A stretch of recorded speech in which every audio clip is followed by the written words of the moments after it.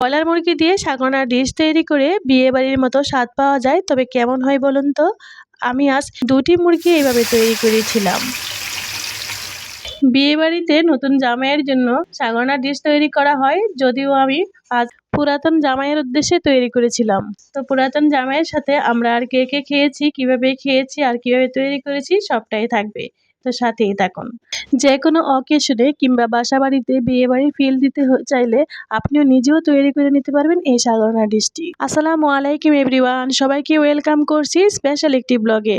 যদিও ভিডিওটি previous video, আগে থেকে যারা আমার ভিডিওটি দেখে থাকবেন যে আমার ছোট বোনের হাজবেন্ড সহ এসেছিল, তখনকার এই ভিডিওটি আজ আপনাদের সাথে শেয়ার করতে যাচ্ছি। আশা করি ভিডিওটি ভালো লাগবে। দেখার শুরুতে সবাই একটি লাইক দিয়ে ভিডিওটি স্কিপ না করে দেখার জন্য সবাইকে অনুরোধ রইল। প্রথমে আমার ফ্রিজে থাকা মুরগি ভালোভাবে নরমাল করে নিয়েছি, পানি দিয়ে ভালোভাবে ধুয়ে নিয়ে তাপ দিয়ে ভালোভাবে ফালি করে নিয়ে